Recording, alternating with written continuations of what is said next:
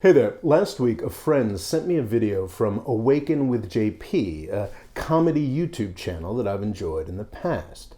Now, I've tried to avoid talking about the science of coronavirus on this channel. I am not a medical professional after all, and I'm much happier talking about the political ramifications of this crisis. But this video really pissed me off.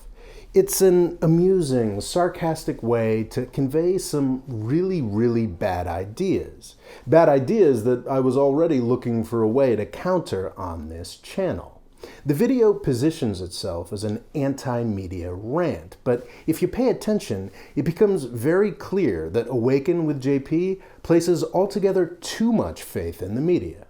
There are one or two good arguments in the video, and I don't think it's malicious. It comes from a really understandable place of frustration that we all share here in what feels like the 500th week of quarantine. But it's also full of some of the darkest conspiracy theories swimming around on the internet. I'm also really good at believing the COVID death count, as anyone who is diagnosed with COVID-19 and then dies, irregardless of what they die from, pre-existing condition or otherwise, their death is labeled a COVID death. Makes sense to me. You can see this argument everywhere in the universe of pro-Trump news sources.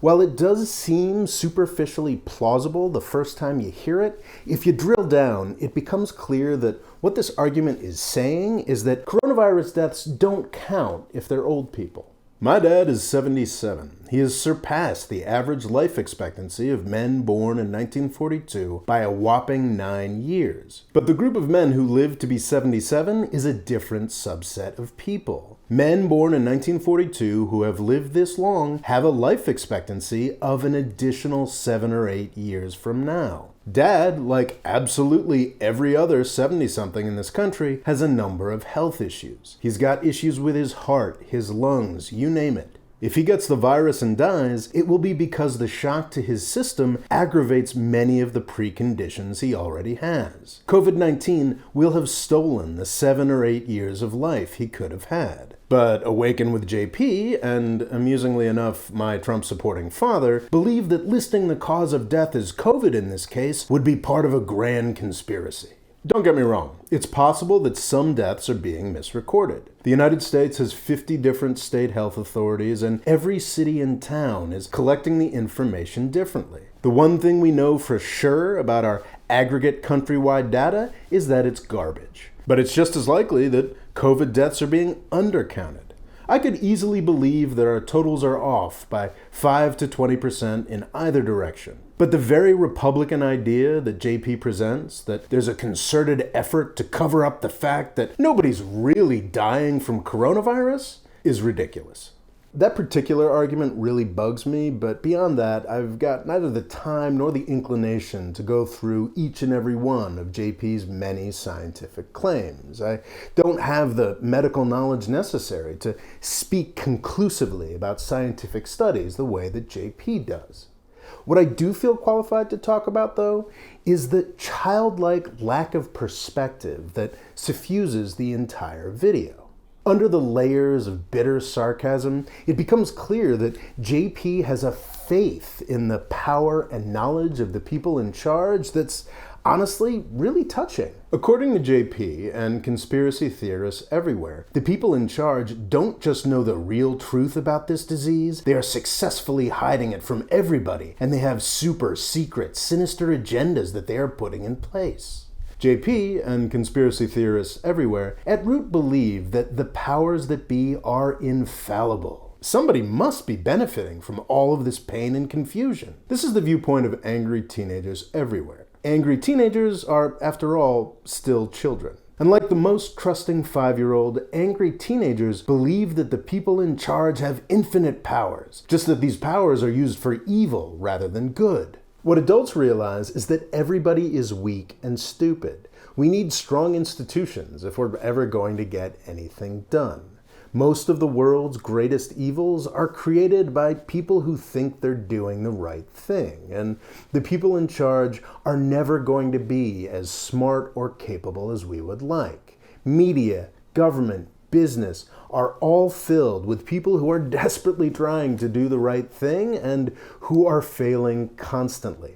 The idea that these folks are perpetrating a grand worldwide conspiracy over coronavirus is laughable. Also, I'm not sure where JP is getting this idea that scientists, government officials, or even Bill Gates are pretending to have a clear idea what's going on with coronavirus. If you read more than a paragraph produced by any of these organizations, they will tell you directly about how much they don't know. Outlets like Breitbart, Fox News, and sadly, AwakenWithJP, who pretend that shadowy, omnicompetent elites are handing out dictates, are inventing a caricature that doesn't exist. What we know about this disease is changing every day. We need to give doctors and scientists more resources to figure this out, and the constant shouting about how they're lying to us is not helping us do that.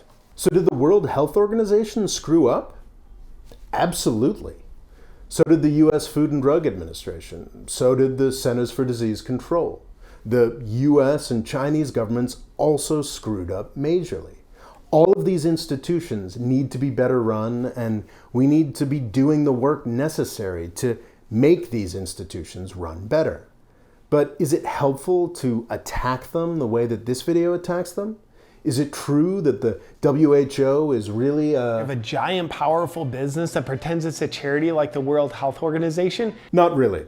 Again, JP assumes power, efficiency, and the competence necessary to fool the world when none of these things are present. The WHO has one of the biggest and most difficult jobs in the world. Tracking and fighting infectious disease is only the most important part of their mission. They do a lot of other stuff too. The $4.4 billion a year it has to work with might sound like a lot of money, but it's actually significantly smaller than the budgets of a lot of US hospital systems. What's worse is that the WHO has very little discretion over how this money is used. Only 20% of the money it gets each year is made up of predictable payments from governments. 80% of the money is voluntary and program-based, which means the WHO only gets it if they agree to follow the agendas of the people giving them money, whether it's China, the Gates Foundation, or somebody else. Now, most of these programs are worthwhile, but doing things this way makes any kind of coordinated, careful planning impossible. The WHO is not some sinister, all-powerful organization. In fact, it's kind of pitiful. These fundraising constraints mean that the WHO leadership has to spend more time on politics than science. It's a really dumb way to organize a global pandemic response.